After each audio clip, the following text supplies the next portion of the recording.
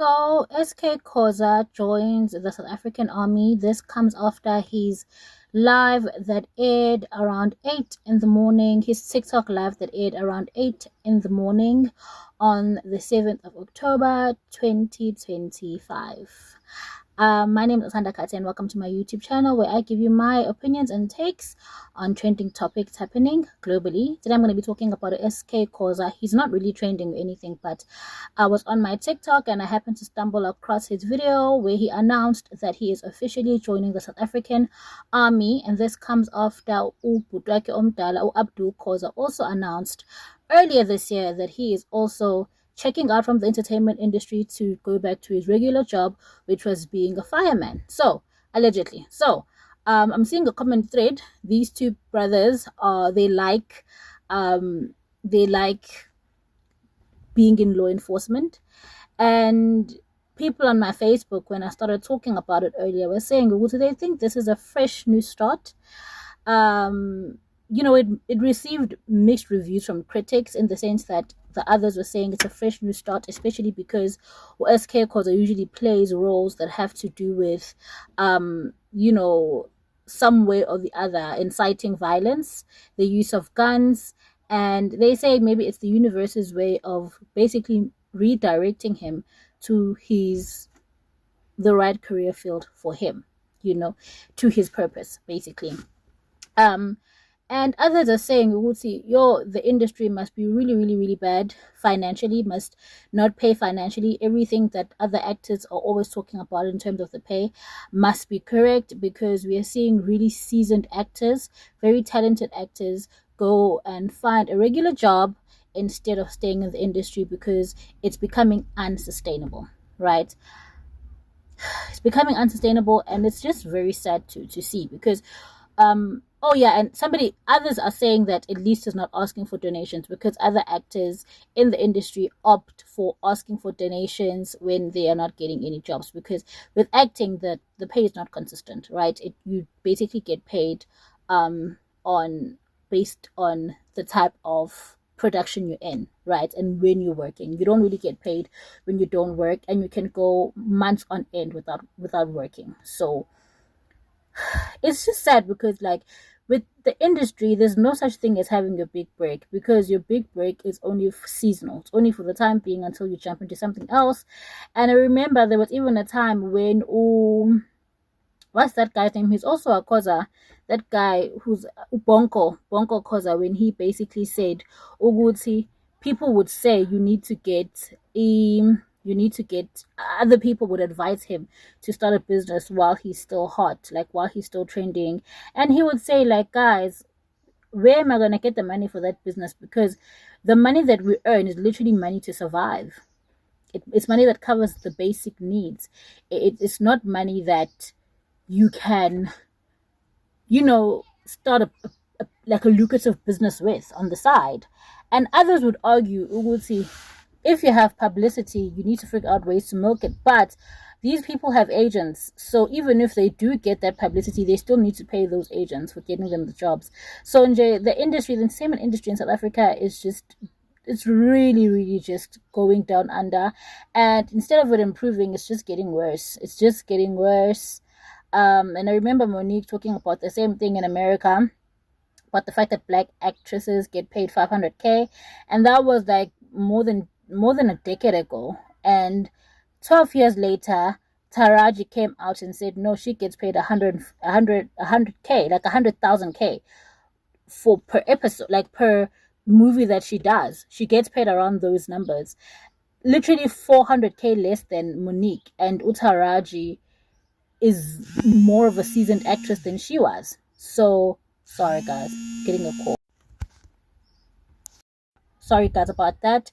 Which proves ukuthi kahle the industry nje, even in America, they take advantage of, they basically exploit, um I won't say black talent, but they exploit talent. More so the people that have come out and spoken out about it are usually black people. And we all know, Wuti, in big companies where like white owned companies, they usually the payment disparities are usually there, like, and they're usually very visible. You can see by the lifestyle, and it's very unfair, hence why Tyler Perry said we need to you know create our own table, because now Tyler Perry, he's like the one of the biggest black directors out there that pays black people a fair amount. But if we are being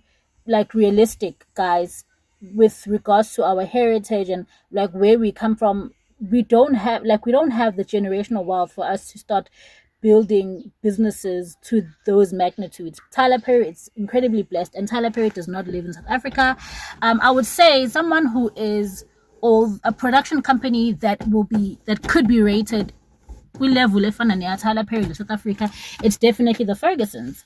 And we have seen Vatiswandara also coming out and speaking against the Fergusons in terms of their payment the bad payments within. And ever since then, since speaking out, she's lost her job. But it feels like whether you speak out or don't speak out, because they still end up going back to the workforce. Imagine giving your like decades of your life to a certain, because when you're in an industry, you want to grow within that industry. For seasoned actors and actresses to have to literally change industries just to get a fair amount of payment is shameful. It's shameful. So I say that to say, like, what is happening within the South African entertainment industry? Like, so many people have come out to complain about my payment of the the talent, but they don't care. Nothing is changing. So I think it's because there is so much competition that people are literally willing to accept peanuts. But I think if these actors and actresses, like people in the industry, come together and they boycott um such such work, like work that pays very little, that's the only way. If they unite and not take the pay. And I know it's hard, but now there is your YouTube, there's social media. I wish seasoned actors would literally partner up with younger like upcoming stars, upcoming talent in the industry, and work together on YouTube and things of that nature, and they make their own money. Their talent basically makes their own money, because now they've gotten the exposure. People know who they are, but I think now they're depending on these so-called production houses to fund their talent, and it's like they're not doing it. So when do you as a talent step up and say, I'm going to do it myself?